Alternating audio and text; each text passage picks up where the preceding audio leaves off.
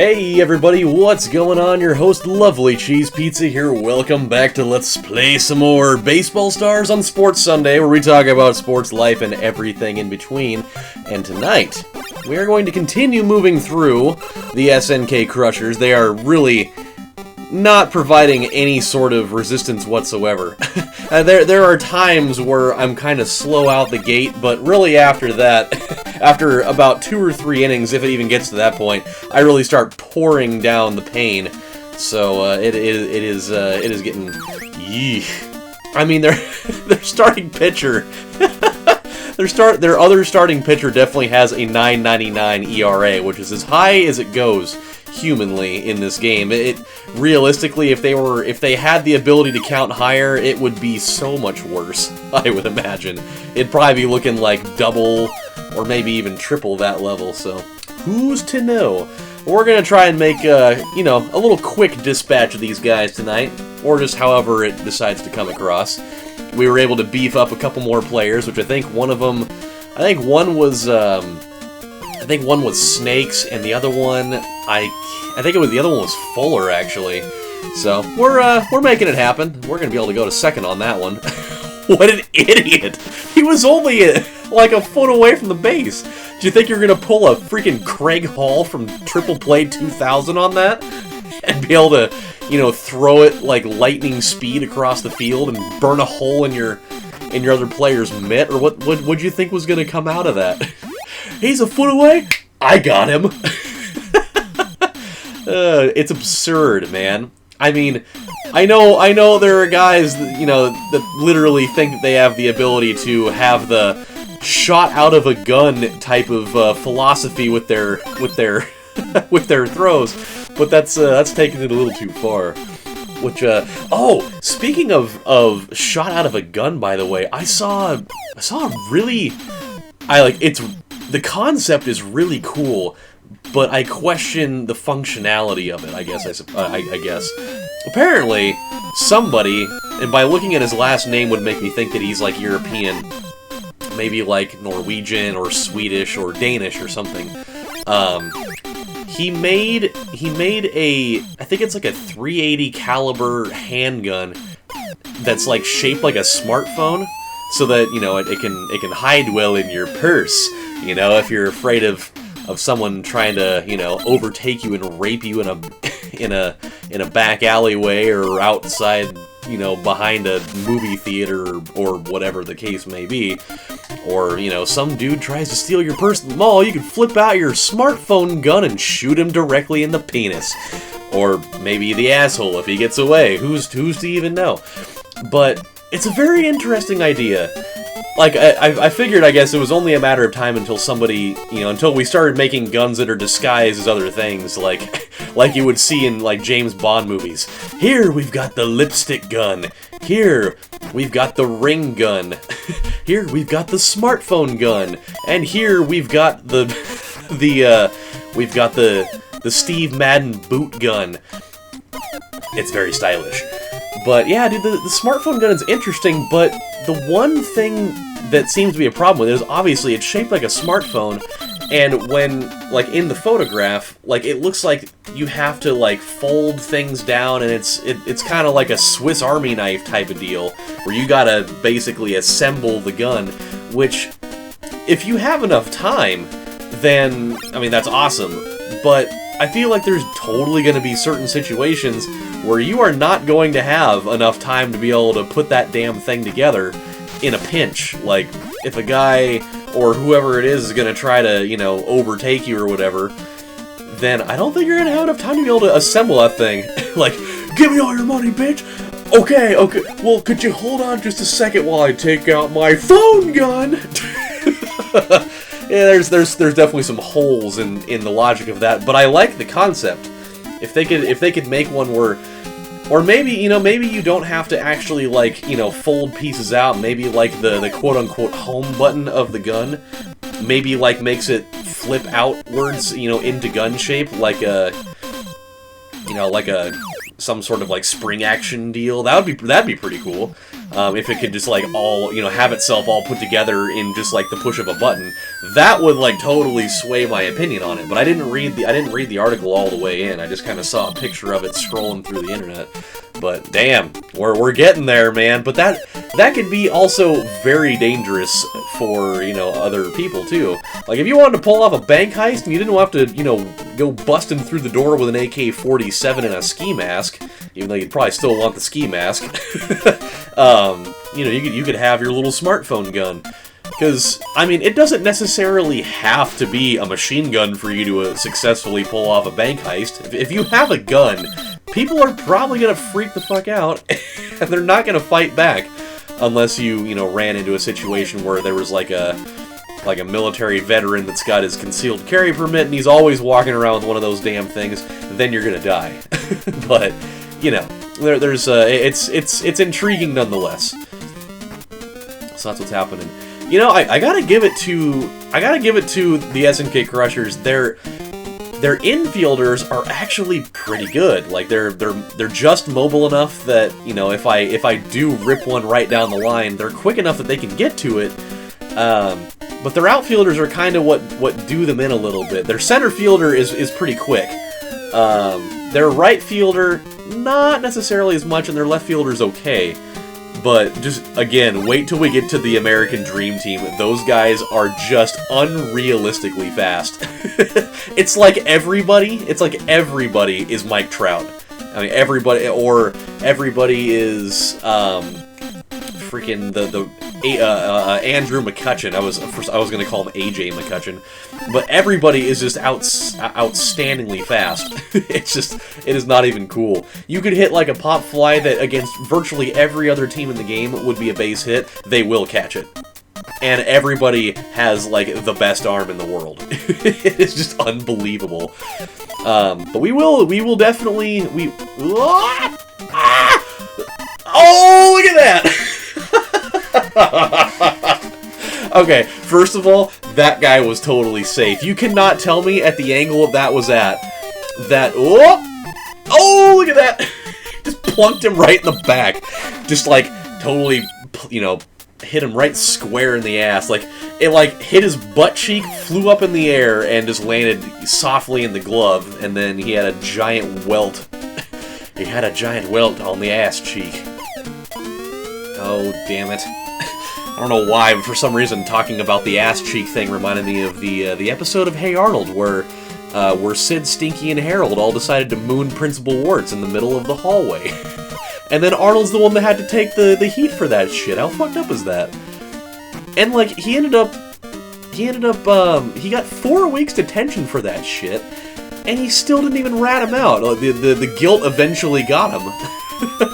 They just finally bust into the principal's office at the very last second. That's a double play, and finally confessed to it.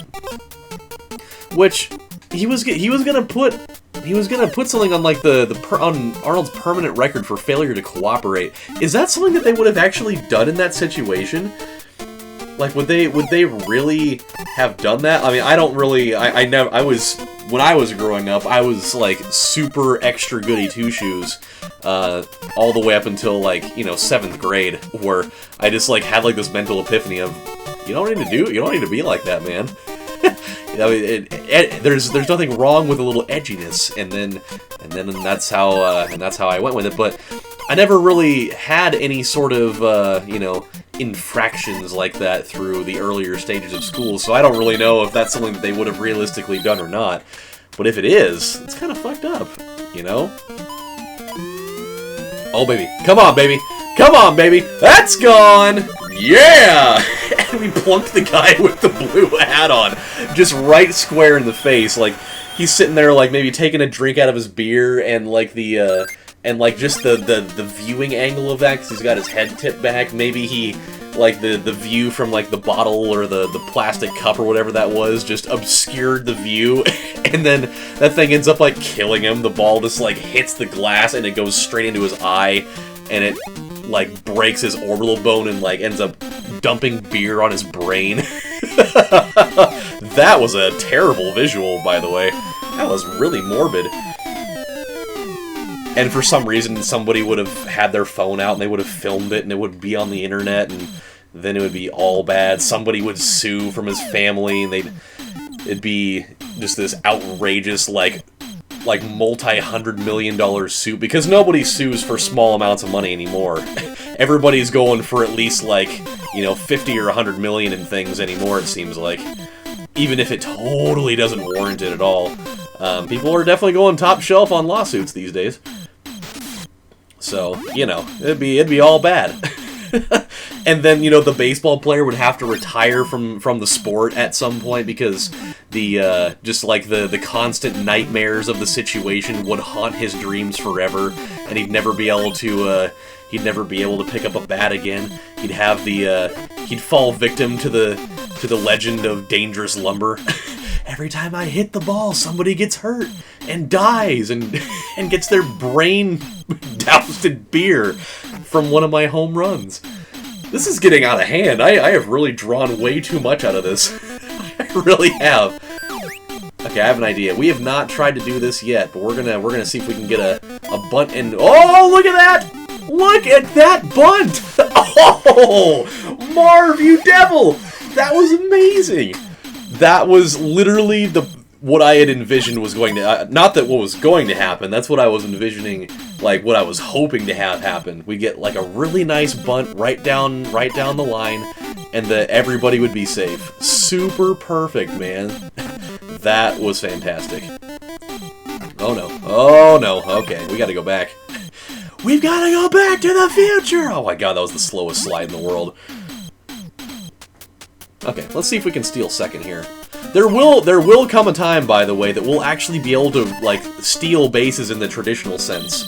Where we'll have some base runners that are actually fast enough that they can steal a base, like, the old-fashioned way, and not have to, you know, finagle all this crazy bullshit to make it happen.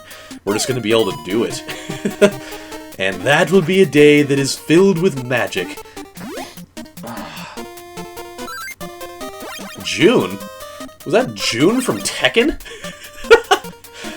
When she's not totally kicking the living shit out of people in the real world, or in the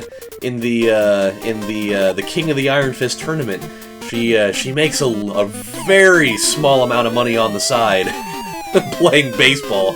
Oh wow, that was a great hit. I gotta give him credit. That was a fantastic hit. Really? Really? Did he really think he was gonna be able to pull that off?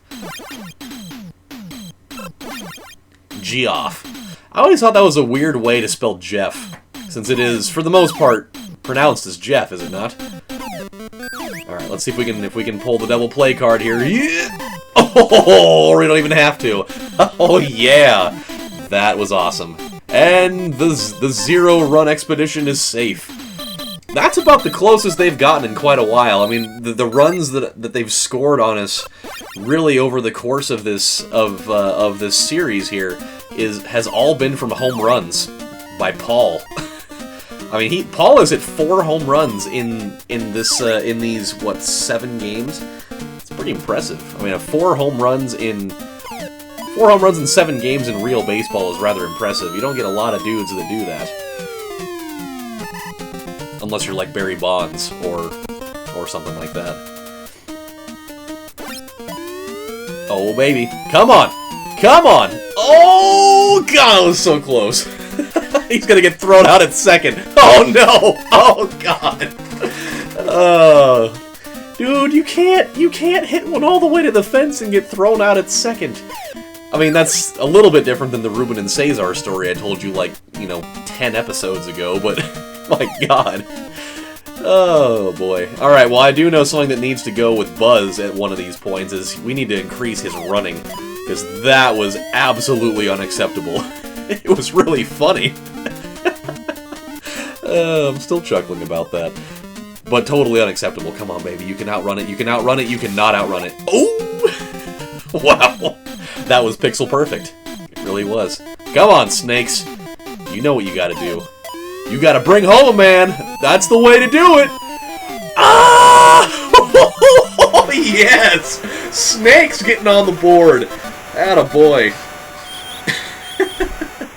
Their pitcher's like, dude, I'm gonna need some serious Xanax and vodka when I get home. This is getting bad. They've got more. When you have more than one pitcher that's got a 999, you know that they're gonna be fire sailing your roster at the end of the year. Oh, oh, man, we are. That guy was like. That looked like something I would have seen on like a statue in Rome or like ancient Greece somewhere. That very stoic looking. That very stoic looking, you know, pose that he was doing there. Okay. Let's see. What can we do here? Just gotta get out of the inning. Oh, come on, man. Really? The pitcher's gonna boot that one, huh? It just went right through his frail body somehow.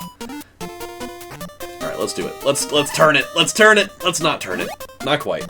We'll get to a point where we can also pull those off a little bit better. Oh boy, I have such a bad feeling about home runs right now. I just have this very large paranoia that Paul's gonna crank one on me. Or maybe he won't. Oh, look at that! Oh, that was a thing of beauty. That was outstanding. That was the most, like, professional-looking double play that I think I've pulled in this game in a while. It just, everything was so smooth right there, you know? There wasn't any sort of, like, the throw didn't look really shitty and like no power behind it. That was like and like both throws were really good. The one from the pitcher to the shortstop and the one to first base. They were both very good. Look at that. Look at Marv getting on the board. He's 2 for 2 in this game, I think. Or 2 for 3, perhaps.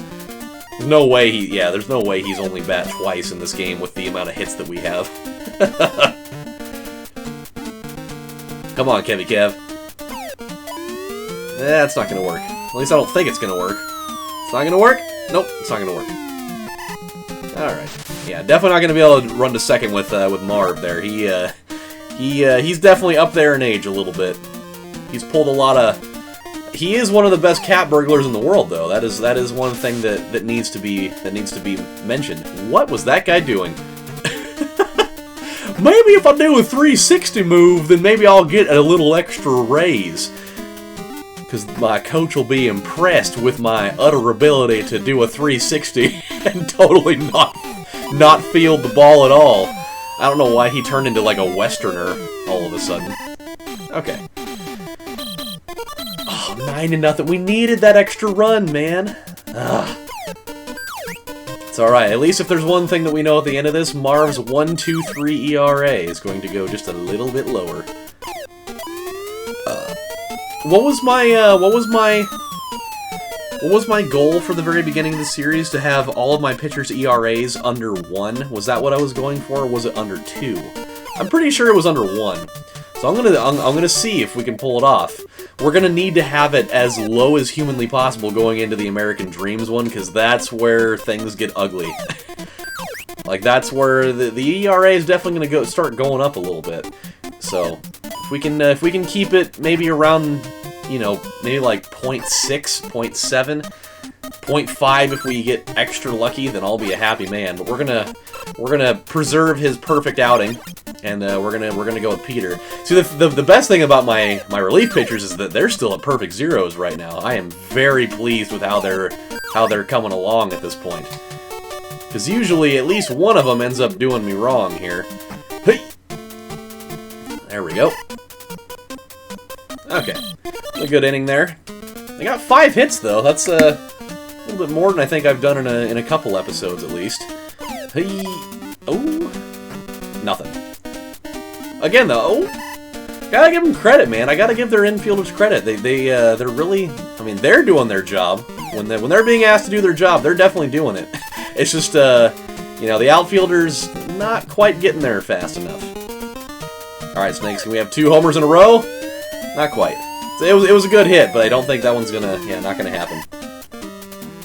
Alright. Let's bring in... I had meant to bring in Marley. We need to bring his down just a smidgen. Because the further we go on in this, his ERA is going to be harder to bring down because he's only coming out for, you know, 1 inning at a time. So, you know, if people hit home runs off of him, his ERA is going to spike a bunch. And had that been fair, that would have been another one right there. So, gotta be careful with that. I mean, his shovel hand is strong. Let's do it! Oh, I mean, that was, you know, only 93 miles an hour. That was like a slightly before the end of his career Jamie Moyer pitch right there. Or maybe like a John Smoltz or something. Alright, Frank. Let's see what you got, son. Uncle Frank with his bald head and his strong arms. Definitely popping out to right. It's crazy to think that Buzz doesn't have a home run yet. Like, we've been dumping quite a few things into his pile, and he's just not quite getting me there. For some reason, I thought that Buzz was my number 4 batter. I guess it's not him. Then who's my number 4 guy, then? Oh, damn it. I thought maybe he was gonna get out of it was gonna go over the backstop out there and we get a foul ball, but not quite. Surprisingly enough, too, I thought that we were gonna implement the 10-run rule back in like the 5th inning or the 6th inning, but instead we're gonna get a full-length game. That's impressive in their own right. I will take my hat off that I am not currently wearing. Jeez, that was a bullet throw. Wow.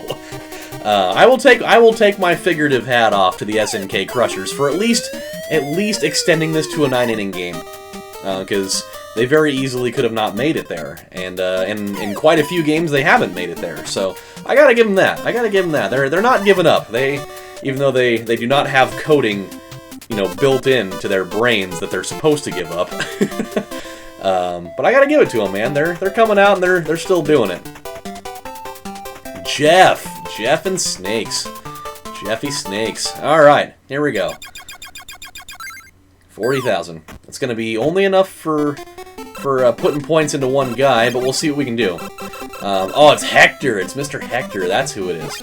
Okay, yeah, his running is not good, so we're going to do something about that right now. 1, 2, 3. There we go. That's a little bit better now. Mr. Hector with the sunglasses on. Oh, man.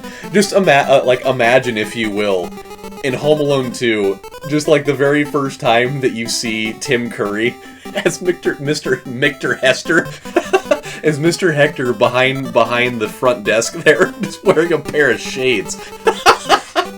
Oh, that in itself is a great visual to have. Alright, my friends, well, we have run out of time for this episode, but when we come back next time on Let's Play Some More Baseball Stars on Sports Sunday, we're going to have game number 9 against the SNK Crushers. This particular series is getting close to come to an end, and I think after that we'll be taking on the Ghastly Monsters, so our third team that we'll be playing against is coming up soon. So until then, my friends, this is your host, Lovely Cheese Pizza, saying thank you guys for watching, and I will see you next time. Watch out for people with smartphone guns, by the way. You never know. Take care, guys. Bye.